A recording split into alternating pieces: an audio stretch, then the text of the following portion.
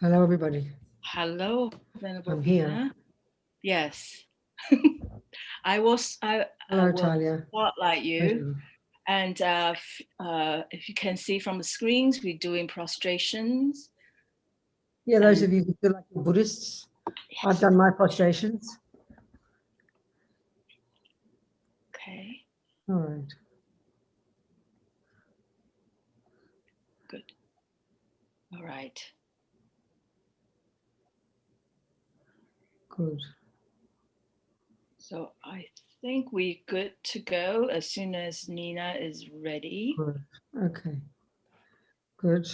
Everybody, happy to see you all.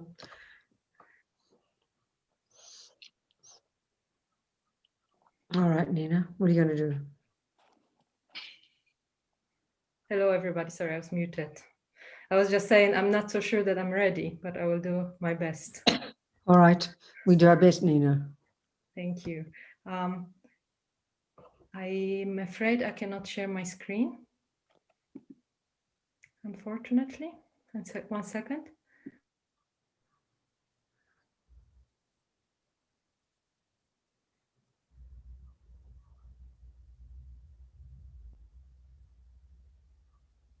We are having trouble with sharing the host rights, unfortunately, and only the host seems to be able to share screen. What were you going to do? The mandala? Yes, that was the plan. Then I think this.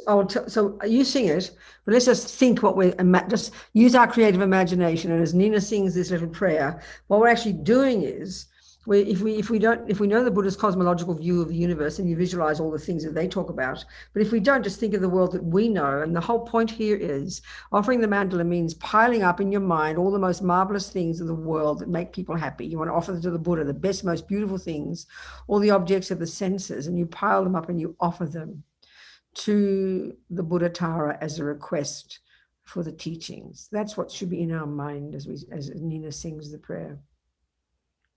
And whoever wants, please sing along. Sajipöki Jukshin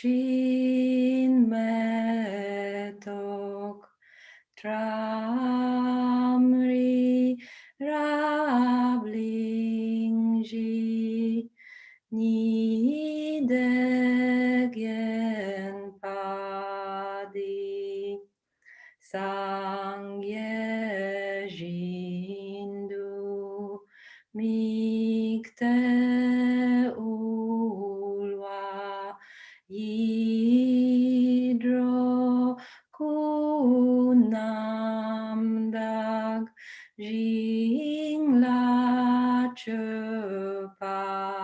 Parshok. Now we can recite together in English. Perfect, pure, holy Gurus, from the billowing clouds of wisdom and compassion in the sky of the Dharmakaya, please let fall a rain of profound and extensive Dharma upon the receptacle of those to be subdued exactly as they need. And now, while we recite this last verse, we imagine all the good Buddhas and Bodhisattvas, and especially Green Tara, happily receiving the offerings that we made. Idam Guru Ratna Mandala Kam Niryatayami.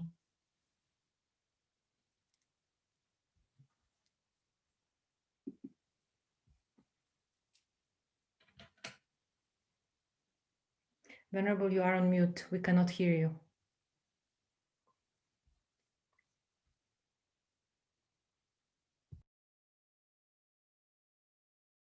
Okay, good. Thank you. So now we can do our little motivation.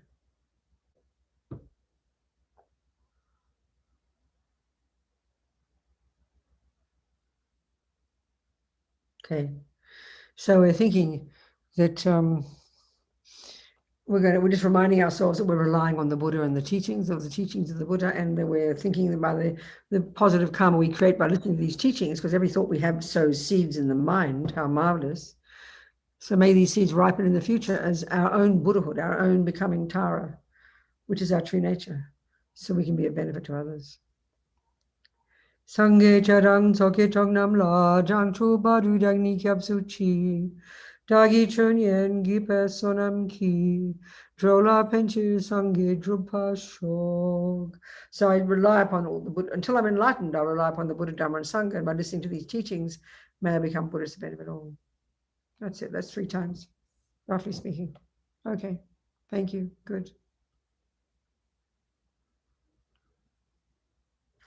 So we're talking about the Buddha Tara, and we have to. So Tara fits in the bodhisattva path. In particular, she's the tantric aspect of the Buddha. As we've been discussing, there are 2 main aspects of the Buddha. The one that's known as, the one that we know are familiar with behind me, Shakyamuni Buddha, the monk. And that's a representation of all the qualities we'd accomplish if we achieve the first and second scopes of the Lam Rim, completely subdued body, speech, and mind. But then we have the bodhisattva path and the bodhisattva aspect of the Buddha. And this is necessarily a more subtle one. It's known as the enjoyment body. Only the great yogis in their meditation, the bodhisattva yogis, can cognize the Buddha at this level. So here we visualize, we imagine. So all the images of the Buddha actually are, it is literally a visual language. It is literally psychology. Of course, we mightn't think it's like that. Looking at a picture doesn't look to us like a psychology. But this statue, every tiny aspect of it is like it has a meaning. In that sense, it's a visual language. It's telling us what we can become by utilizing the sutra teachings, by utilizing the first part of the sutra teachings, subdue our body, speech, and mind. Then we look at the bodhisattva path. And it's a whole different approach because it's in the tantric one, where we learn to utilize, all the parts of our mind. But the particular aspect of these Buddhas is to show us our potential as well, but show us our marvelous qualities is another aspect. So there's 3 central qualities of a Buddha, as we've talked. There's hundreds of states of mind. We need to perfect all of them. But the 3 central qualities that summarize a Buddha: wisdom, compassion, and action, power. The compassion to want to benefit, the wisdom to know how, and the ability to do so. So Tara's that one. She's power, action, confidence. And we can see we all need these qualities badly, And that, in a way, this is how you use these different deities in our practice. One day you're feeling not very happy about people, so you do some Chenrezig, compassion. Some days you're not feeling very, very clear, so you do Manjushri. Some days you're feeling a bit hopeless and a bit no self-confidence, and you do Tara. It's literally like this. It's like these Buddhas are like this in our toolkit, But the essential point about Tara and the tantric aspect, the tantric approach, they talk about it how it's visualizing the end result, imagining the end result, your Buddhahood, and bringing it into the present, Imagining you are Tara. That's the real power of these practices, So, of course, initially, when you look at this statue of Tara or these paintings, you see this green lady and she's got these breasts and, she's cross-legged and holding a lotus and all this business. Of course, it's not evident to us. It means that. So we have to know the meaning. We have to learn the meaning. It's like anything. You don't know the meaning of something until you learn it. And then you kind of buy into it. You have confidence. That's the meaning. And by your having confidence that that's the meaning, you get that benefit, But the other aspect of these practices is a really huge one. I don't remember we talked about it. I don't think we did. It's to understand, is the benefit, the point, is the benefit and the necessity actually of a state of mind that we can call devotion. Now, I think this makes us very nervous. When we think of generally religion, I was a Catholic and I really was devoted in God. I was especially devoted I devoted to Our Lady, I had strong devotion for different saints. So let's analyze what that means and why it is necessary, why it is beneficial. There's such a practical way to talk about it. It's not, don't get nervous about it. Don't think it's holy. Don't think you're crossing your fingers and giving your heart to someone else, which is the commonest way we think. Devotion is a simple word. When you're devoted to your family, people think you're wonderful. She's devoted to her children. She's devoted to her husband. She's devoted to her mother. As soon as we say that, we are very touched by that.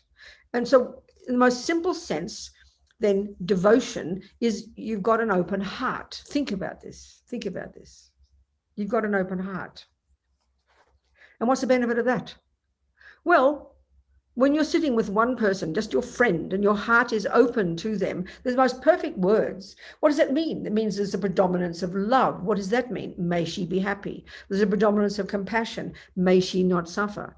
There's a predominance of kindness, of softness towards the person. We understand these words so simply, you know.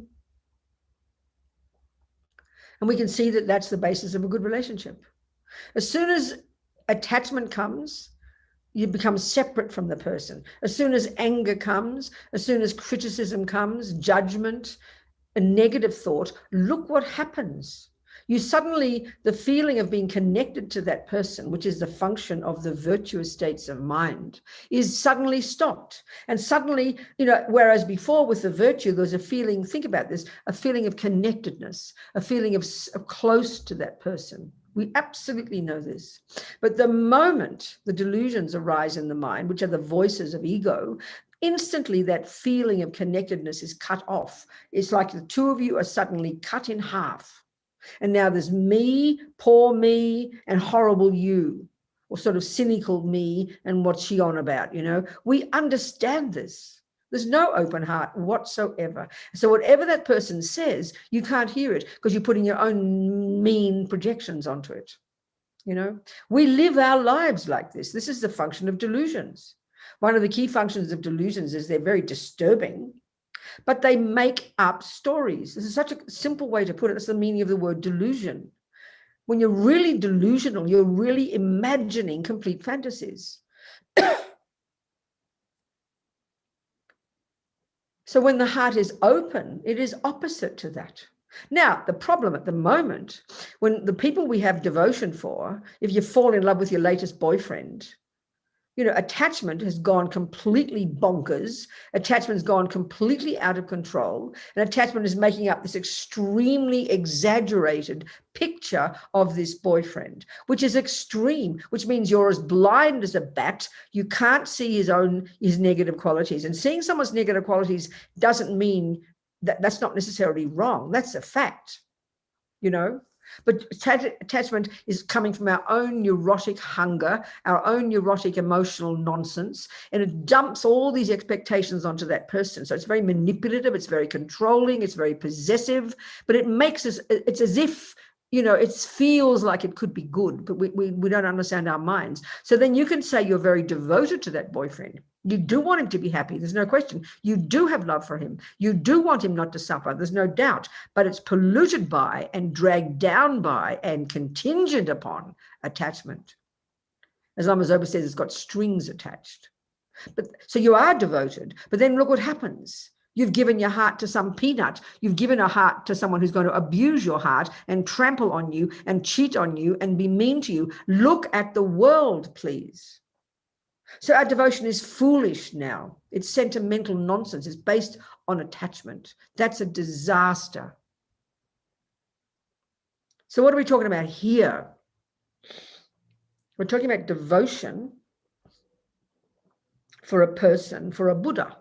Of course, it's abstract for us because it sounds like religion. I mean, we almost feel embarrassed if you want to say to your materialist friend, or you have a devotion in Tara, or please show me a picture of Tara, and you show this green lady. They will feel sorry. They'll think you're delusional.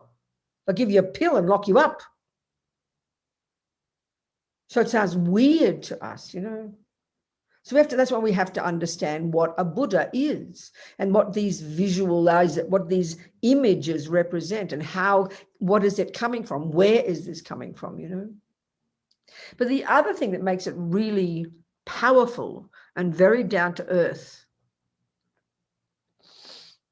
is if you have a person in a human body whom you have decided is your spiritual teacher. And so the key thing there, and this is especially taught in Tantra, that's the person. As Lama Yeshe says, the Buddha is dead. Shakyamuni Buddha does not live on this planet any longer. So we can't go to his teachings. All these teachings come from Shakyamuni Buddha. We can see this. We track them back. He is the Buddha of our time. So as Lama Yeshe says, the only time that the Four Noble Truths or any of Buddha's teachings become real for us is when we hear them from the mouth, this is my words, of a human being looking like us, whom we have chosen as our Buddha. as being like a representation of Buddha for us now. This is a teacher. I mean, this is not surprising to us. We don't think it through like this. I mean, I always think of I think of my mother, who was a musician, a classical musician, okay? So when she taught me music, she taught me singing, okay? I didn't learn much piano, but she was a singer and a pianist. So I studied singing with my mother. I studied music. So where did my mother get her? So she was showing me Bach. Let's say she was playing Bach, piano, let's say. Bach lived several hundred years ago. Bach is dead. He's dead. We can't go to his concerts. So who was my mother? Where did she get Bach's music from? The person before her who was her teacher. And where did that human being get Bach's music from? You track it back, you know perfectly well, you will track it back in an unbroken chain of real living human beings with no space in between. If you did a family tree, you'd have my mother to her teacher, to her teacher, to his teacher, and you would have an unbroken chain of real living human beings all the way back to Bach. This is pretty tasty, I would say. That's how we learn any knowledge whatsoever. We don't call it a lineage. We don't say that, but it's exactly the same here. It is completely and exactly the same here. So I can learn Bach by I can learn by reading all the notes on the piece of paper. I could probably do a fairly good job, but look at the difference. The second you go, you hear that person whom you have chosen as your teacher of Bach for you, who embodies Bach for you. Look at the difference when they play that music. It kind of goes straight to your heart. Because we are made up of the senses. We're made up of ears and eyes and a mind. So it's having a real living person in front of you who embodies Bach for you. It is so logical. We don't call them a guru, but we call them our teacher. We call them our mentor, and we know the role of a teacher. Some people will never forget as long as they live their special teacher at school who took care of them, their special music teacher. Everybody has a mentor, and we can see the preciousness of that. We can see the power of that. So devotion for that person isn't so much, may they be happy, may they not suffer. Devotion is a respect for their knowledge. And by you first checking on that person, having confidence they're not some kind of peanut, they know that they're a valid musician, you know they've got a good reputation, you listen to their students, you hear their peers, so you have confidence that that person now is worthy of your heart. You open your heart. Then this is the point that's so obvious and evident. When your heart is open, it's such a great phrase, which means virtue is prevailing, spaciousness, reasonableness, intelligence, not the attachment and the anger and the neurosis and the worries and the paranoia is out of the way. Your heart is open. That means virtue is there. Then you will receive the music as quick as can be.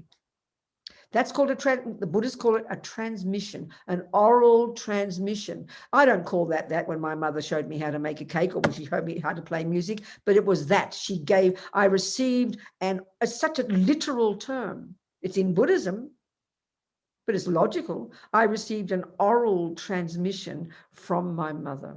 That's profound, I tell you. Well, that's the function of a teacher. So we can't see this Sambhogakaya, this subtle light body that the Buddha's mind is manifesting in for my benefit in the form of this green lady. Only the great yogi, bodhisattva yogis can see that.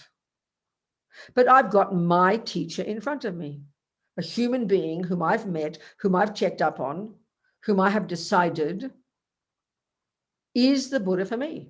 So then guess what? Buddha can channel through this unbroken chain of human beings up to my teacher today. And when my heart is open based on my intelligence, and I see that person when I do my practice as Tara, guess what? I'll get the realizations. It's so logical, psychologically. So devotion is we're human beings. We have a heart. As Lama Yeshe says, we're all dying for love. We're all dying for love. It's how we are. We're this separate dualistic person right now. So we've got to utilize this part of ourselves. but don't give your heart to some old peanut. Check up first. Then when you're confident, you'll open your heart wide and you'll receive all the blessings. But it's up to you to do it. Tara's sitting there twiddling her thumbs, waiting for us to open our heart to her. So then this is the essence of all the teachings in Tantra, the essence of it, and Tsongkhapa stresses it. Lama Zopa never stops teaching it. He's probably one of the lamas in the present day who teaches this most extensively. It's too hard for the West. We can't cope with it. Because why? Because our hearts are so closed. We're so cynical. We have no wisdom. We don't believe in anybody. We live in conspiracy theories. People believe anything anyone tells them. We're like absurd. So guru devotion is such a horrible phrase, when we first hear it. It sounds so scary to us. But if we analyze it like I've just done, it's common sense. And so that's why the Tsongkhapa says that guru devotion is the foundation of all realizations. Initially, it's impossible to hear what that means. But even just the way I broke it down now, it is completely logical. It's completely logical.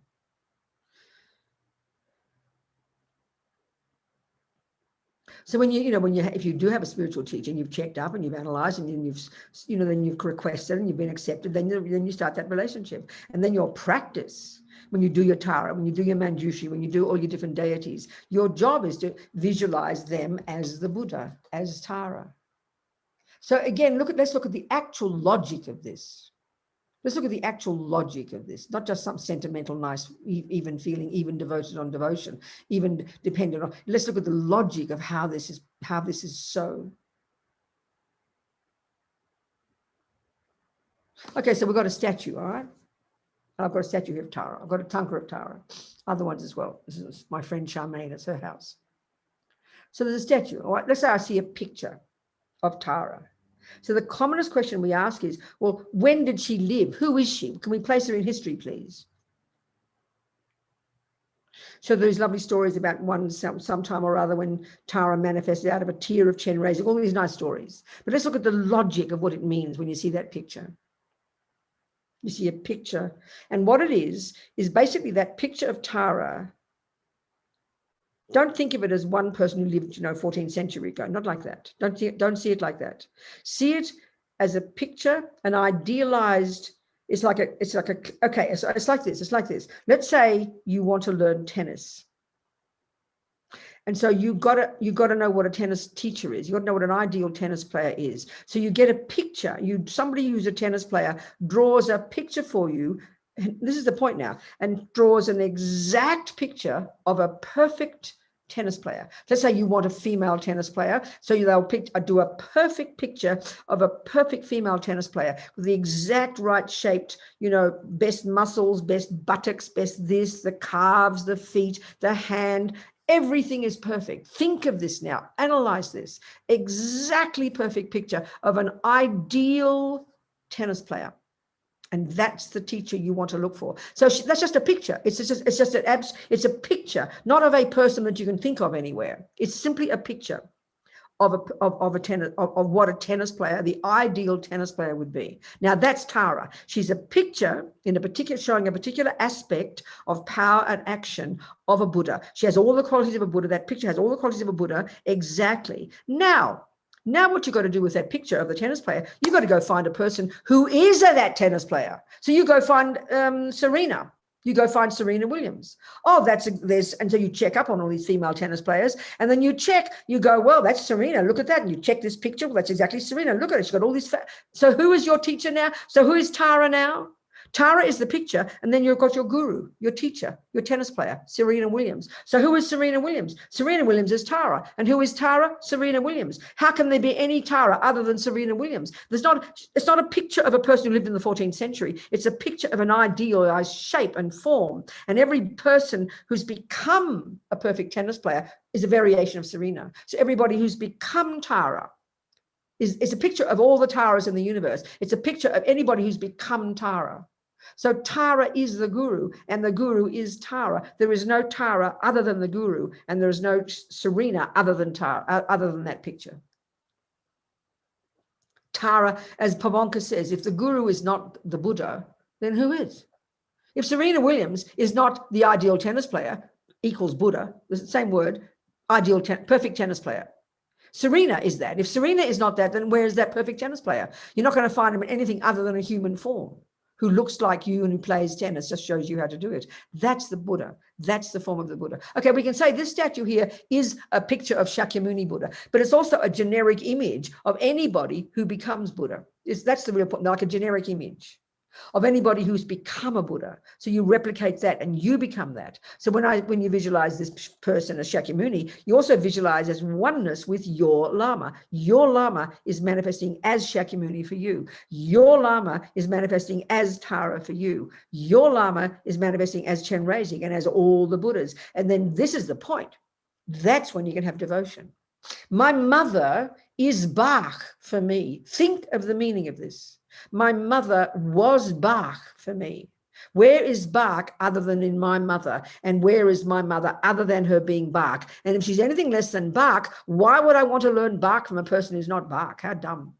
Why would I want to have a person who I think is, no, that's not, she's not the Buddha. No, she can't be the Buddha. Then why would I want to, oh, that can't be a perfect tennis player. No, Serena's not a perfect tennis player. Well, why would I want to choose Serena if she's not a perfect tennis player? So Tara is the Buddha and Tara is the Guru. Serena is the perfect tennis player, and the perfect tennis player on the page is Serena. It's like that.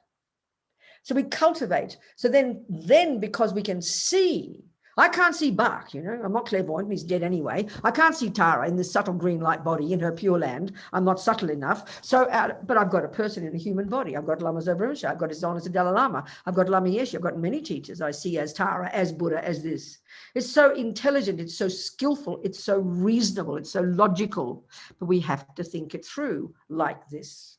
Otherwise, it makes no sense when you study the foundation of all good qualities. And the first verse from Tsongkhapa is devotion in the Guru is the foundation of all realizations. You go, huh? Completely abstract to us. We've got to unpack it. Don't just go, oh, yeah, the Guru is everything, blah, blah, blah. Understand it. Use your noggin. Break it down. See the logic of it. And I tell you this, people, if there's a single sentence, phrase, comma, full stop, semicolon, book, anything, a word in Buddhism that doesn't help you become the Buddha, it's a load of rubbish. Throw it out. So it's got to be logical. So every word, every instruction has to be logical. If it's not logical, it's nonsense. Remember that. Because concepts are just the expression of mind. And mind finally is truth, you know, mind sees the truth, mind sees the truth. So the Guru is the Buddha, Buddha is the Guru. There's no choice. So you better choose your Guru because you're going to end up like them, okay? As Pabonka Rinpoche says. Don't just leap in and give your heart to any idiot. That's incredibly important.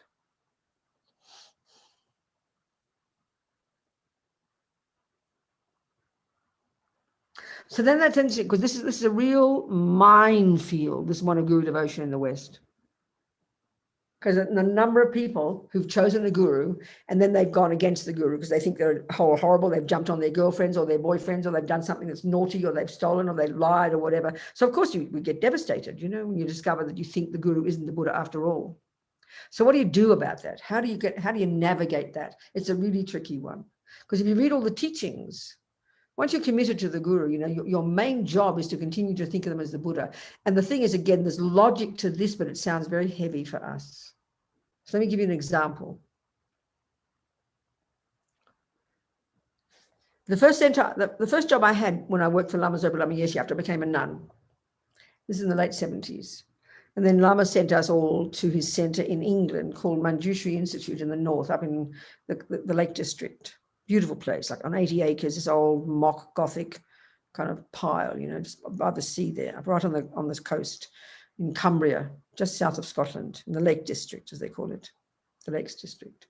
Anyway, it was amazing. 80 people there. It was incredible. Lama sent all his Sangha there. We had about 40 monks and nuns. He sent his wisdom publications where I was working. He sent that there, all from Kopan. He moved all his headquarters to this center. And then he started there. Lama was amazing. He started his Geshe program. He called it the Geshe program. It's the forerunner of what he is now called the Master's program, this 7-year intensive program of study in various centers, you know. So Lama started there and we called it the Geshe program. So Lama sent me there because I was working for wisdom. So he sent me, I was there. I lived there for 5 years. So it was an amazing place. There were so many teachings. It was incredible. And then at some point, Lama sent, there were two geshis there. We had classes in the morning, classes in the evening. So anyway, what happened was in the early 80s, there was this big schism. Geshe Kelsang Gyatso, he's one of my teachers. He took the center basically. This is facts. This is not criticism. This is a fact. And then eventually he went against His Holiness the Dalai Lama and he started his own tradition called the New Kadampa tradition. People might have heard of it, NKT. And he went against His Holiness, you know. You see, so I think even now, many of his monks and nuns demonstrate outside His Holiness's teachings because whatever the reasons, they have these reasons about why he's, because there's a particular practice that the New Kadampa tradition people do, that Geshe Kelsang, which was a practice all of our lamas did, but at some point His Holiness said it was best to give it up because it was very disharmonious. So anyway, this tradition, they continue to do that practice. So he went against His Holiness. He took Lama Yeshe's center. And I was there at the time. And it was one of the worst experiences of my life. It was like being in a war zone. I have to tell you, it was really, really so painful. Unbelievable. I'll never forget. So anyway, the point is this. I'd taken empowerment from Geshe Kelsang Gyatso. So he was one of my gurus. I decided to see him as the guru. So now this is the point. They say in the teachings, once you've got a guru, you never change. But you think, well, that sounds very stubborn. What if I discover he's a naughty person and he's criticizing the Dalai Lama? What do you mean I have to keep thinking him as my guru? How can that be sensible? But this is the point.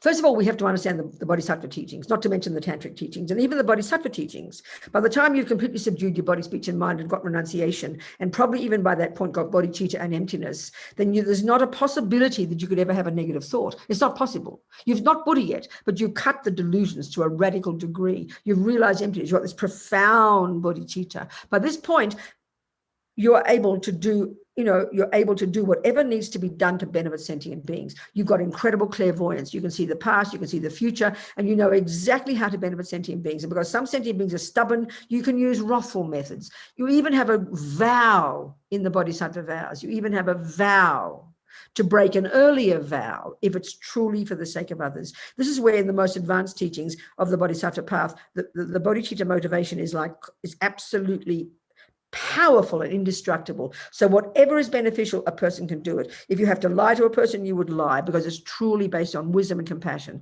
Now, in modern psychology, we can't think that's a possibility. It's very hard. But if we've studied the teachings, we'll understand that's a possibility.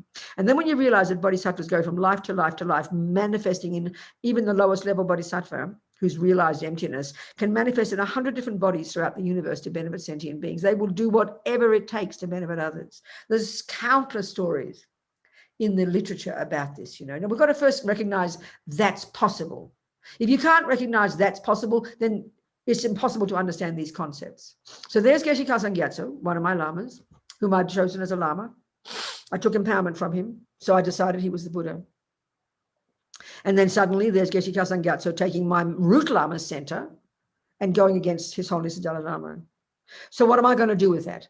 What attitude can I cultivate there? So the key point about this is this. I want to become a Buddha, which means I want to lessen attachment, anger, ignorance, jealousy, and all the other dramas. Why? Because they limit me. They cause me suffering. I don't want to cultivate delusions. I don't want to do that. I want to cultivate virtue. So here I am with a lama I've received an empowerment from, taking away my lama's center and going against His Holiness. So the view I have to cultivate is, of course, he can be the Buddha. You know, if you read the stories, I mean, you even in Tantra, we have all these pictures, okay, especially Tantra. You have these pictures of different Buddhas. You have Buddhas in the peaceful aspect. You have Buddhas in a wrathful aspect. We love to say that word wrathful. It sounds so cute. It means anger. So you got Yamantaka. He would scare the life out of you. So there's Yamantaka, this generic image on the page, remember? But if you want to find a guru who is Yamantaka for you, that dude, that male or female person, doesn't matter who it is, they will show aspects that look like pretty intense. They're called tough love personified. The wrathful Buddhas are tough love personified. If you met a guru, if you met a Yamantaka in human form, and he showed the aspect of Yamantaka to you, it would scare the life out of you. So that we love to hear this as iconography. We love to hear it as kind of vague theory. But the second your Lama says a rough word to you, you want to go sue him because how can he be so mean? So we have to understand the logic of this path, the logic of the Buddhist bodhisattva teachings. We have to understand it's possible to manifest in a human form and do actions that look negative because you've got eons and eons of virtue in your mind. You've got long-term clairvoyance. You can see the past, you can see the future, and you can see exactly what is most beneficial for sentient beings. Now, there's Geshe Khalsa Gyatso taking my Lama's center and going against His Holiness. How am I going to think about it?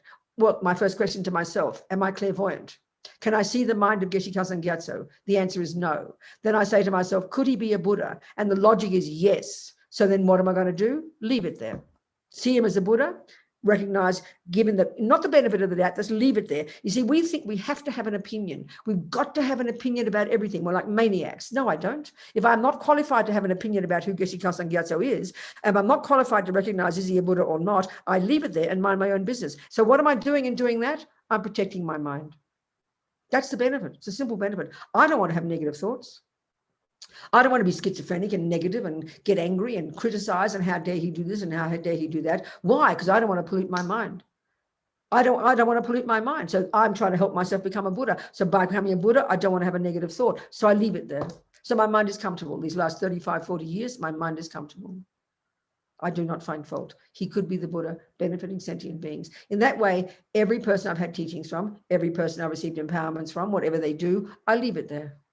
But before you do that, you don't leap in and choose any old peanut. You choose, you check, and you have confidence. And then you protect your mind with what they call pure view. Pure view.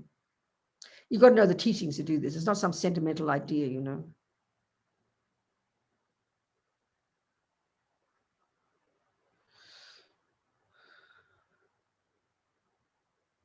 Yeah, maybe some questions about that, please. It seemed to pop up today. So are there any questions?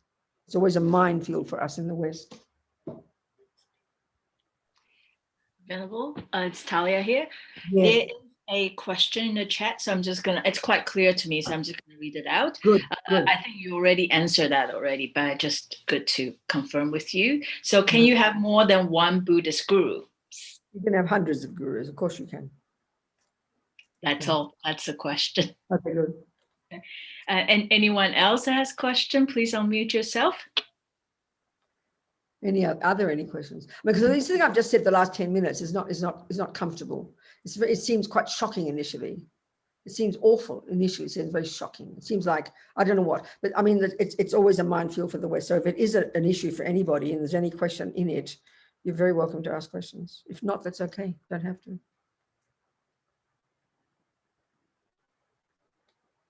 So the other thing about, let's talk about Tara more then. So what's the difference between Wendy's got a question? Wendy's got a question. There are two questions that just came in. Yes. In the chat. I'll read it out, and if it needs clarification, then please unmute. How can you work on releasing attachment to what?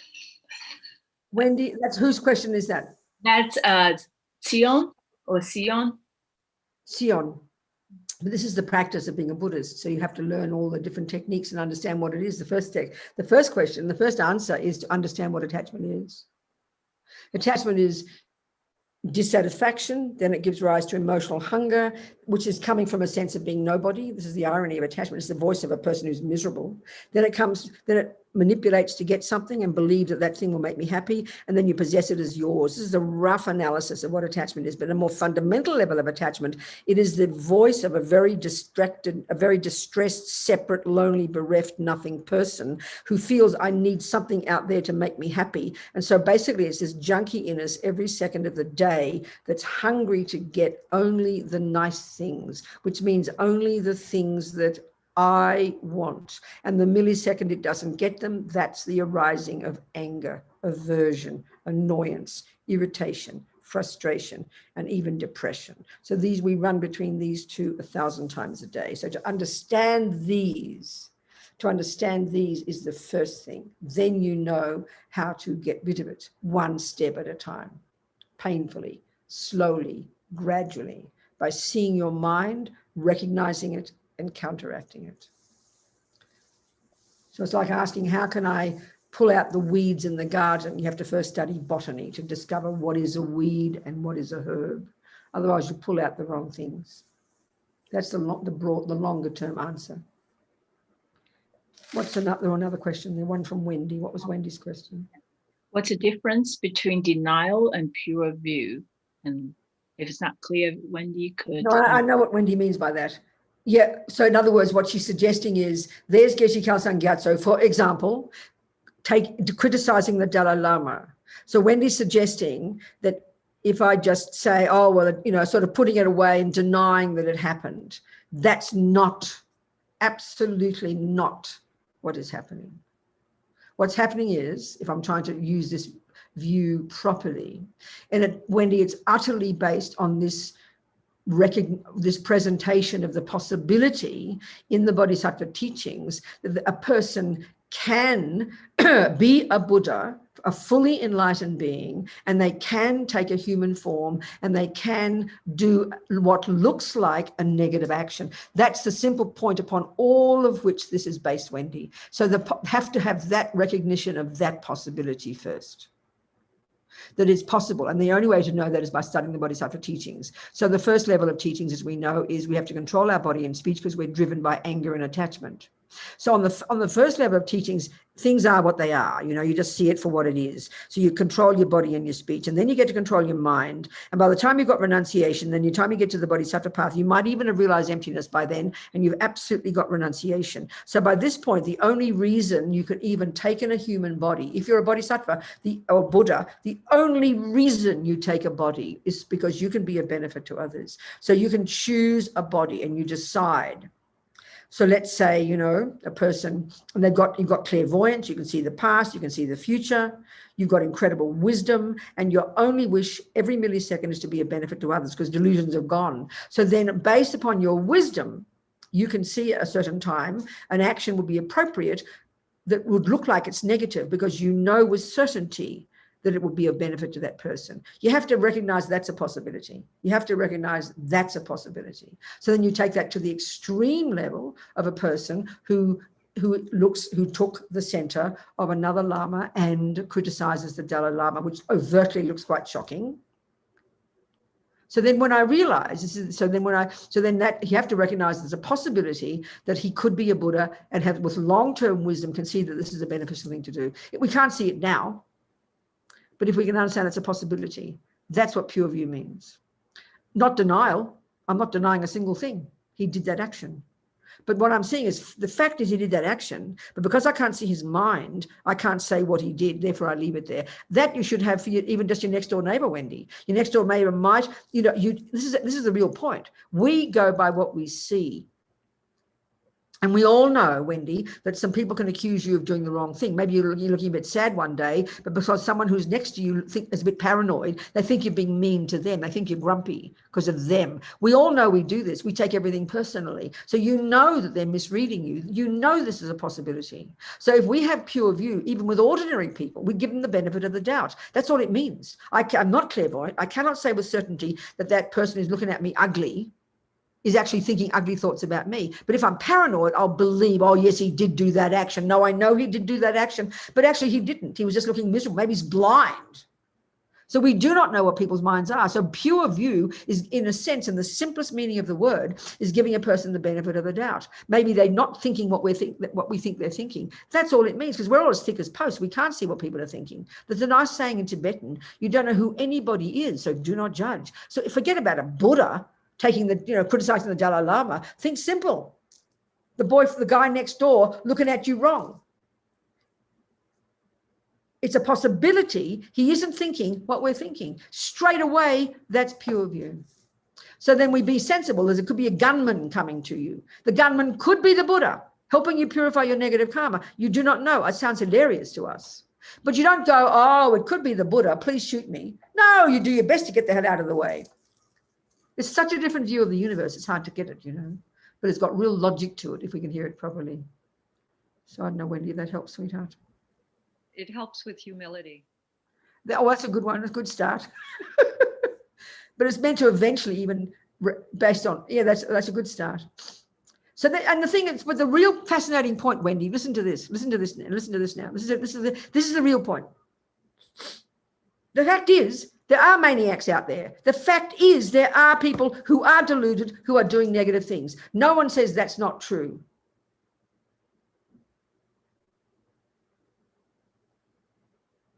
So one way to learn about it is look at those actions. Wow, look at that. That's called stealing. That's called lying. That's called bad-mouthing people. And then and the first level of practice is, this is the wisdom wing. You go, thank you for showing me how not to be. So you take it as a teaching for you. What we do is we see it through the lenses of our anger, and we never stop criticizing. Look at those thieves and look at those liars. They might be thieving and they might be lying, and they might even have a negative motivation. That might be fact. But what do I want to do? I want to learn from that. So the way to benefit my mind, this is first level of practice, is take it as a learning for me. That's pure view. That's so you sort of like, thank you for showing me how not to be. Keep out of their way. You don't want them to steal your money.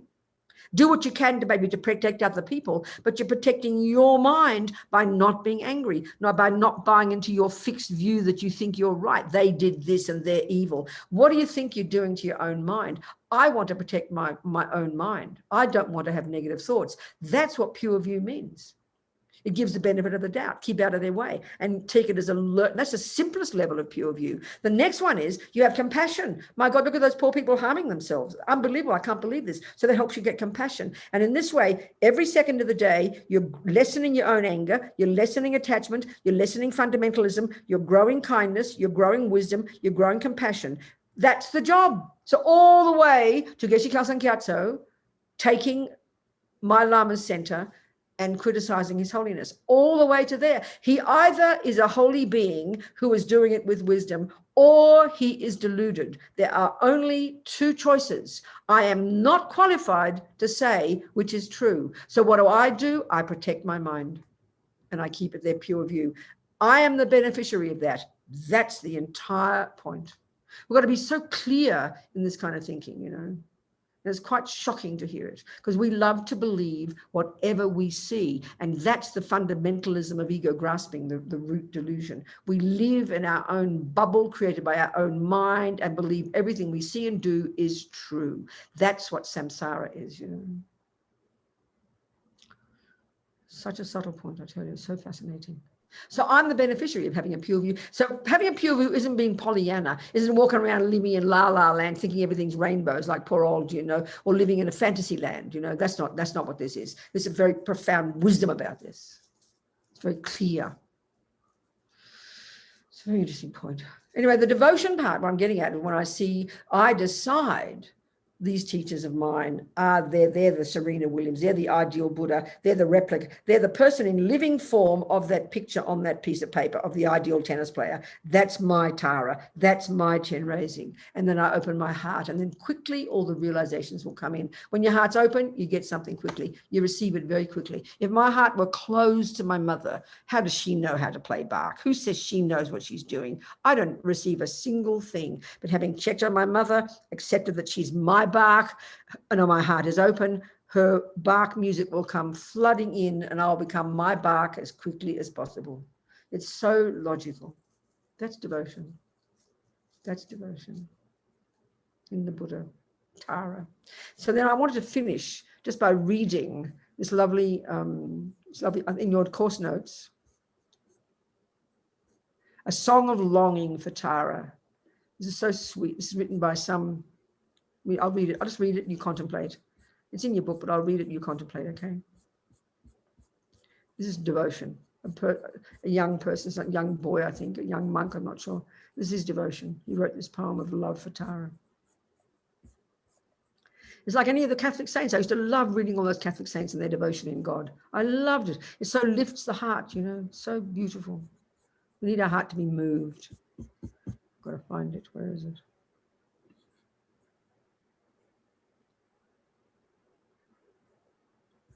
Can't find it. Okay, well, it's Lama Yeshe. It's too far now. Page 45, I think. Oh, I've got the phone version here. Look for it. Oh, Song of Longing. I'll just look for a search. Yeah, didn't work. A Song of, there we go. There we go, A Song of Longing for Tara. Okay, I'll just read it. This is by Lama Lobsang Tenpa Gyaltsang, translated by Lama Yeshe. My Lama Yeshe, translated. Just contemplate these words, and to the degree it has any meaning for you, you bring it straight into your little hearts, okay?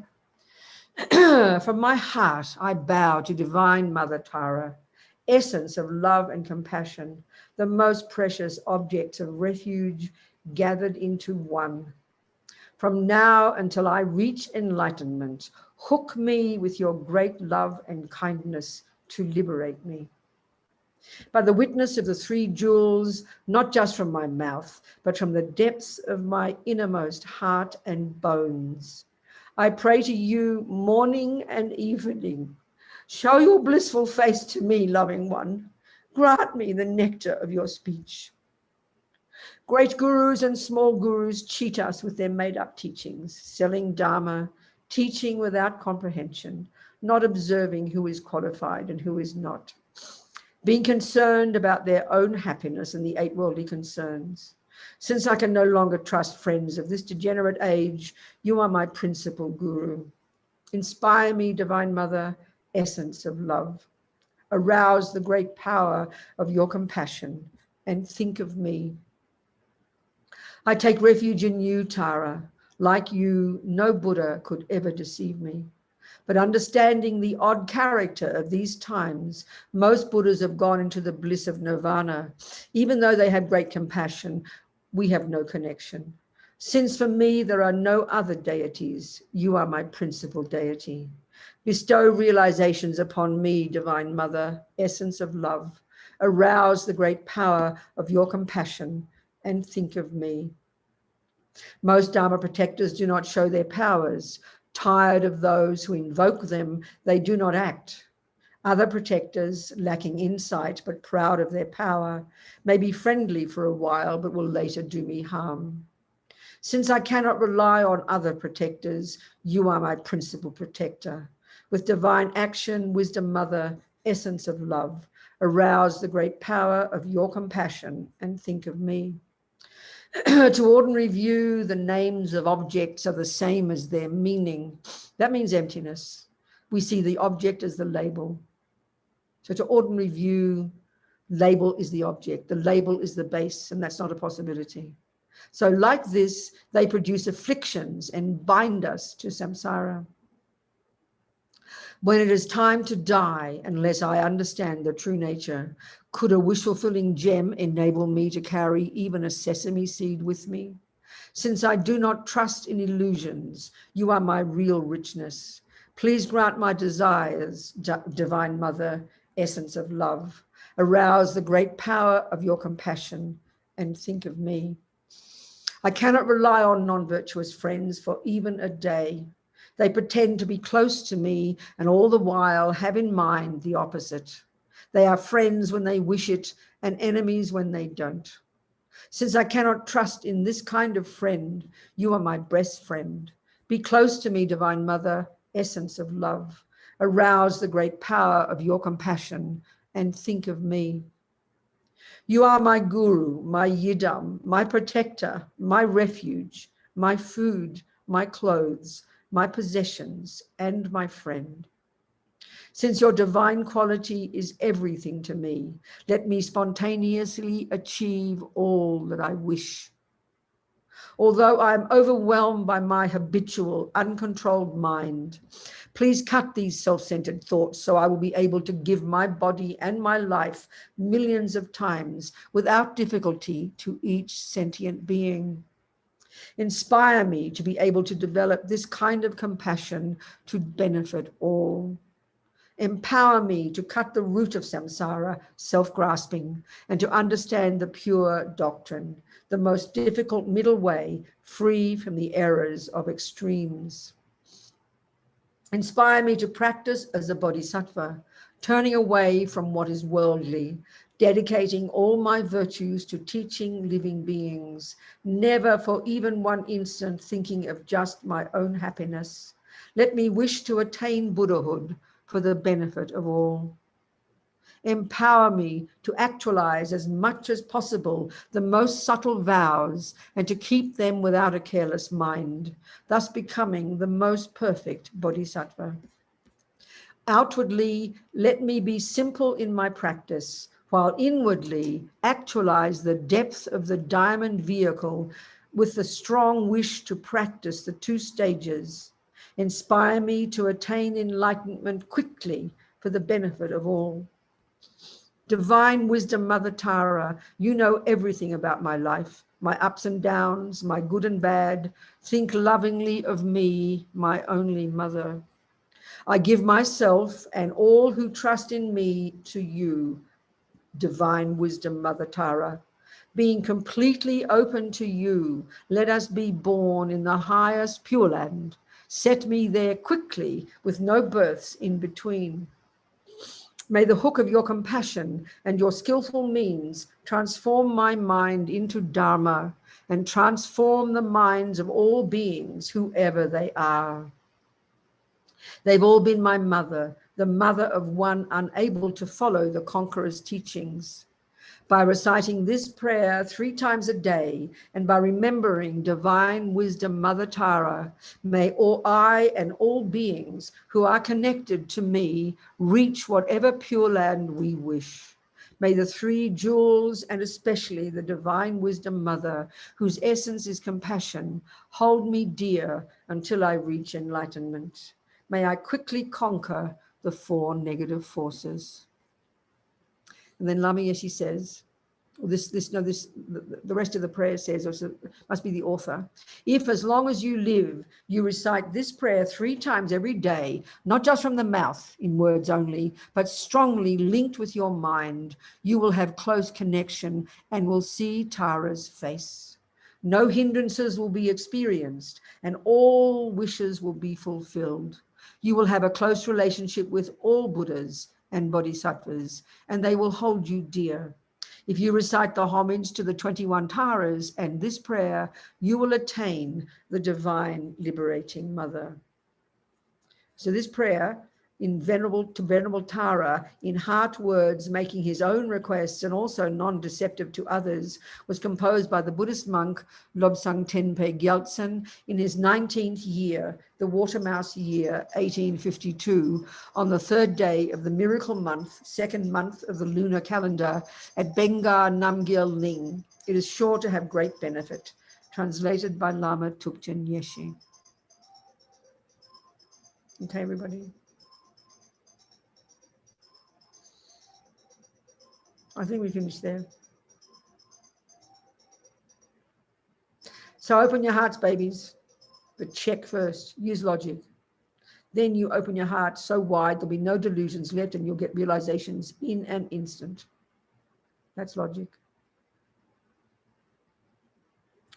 Changchod semchog rinpoche ma ke panam ke gyochi ke panyampa me payang gong ne gong du pa ba sho.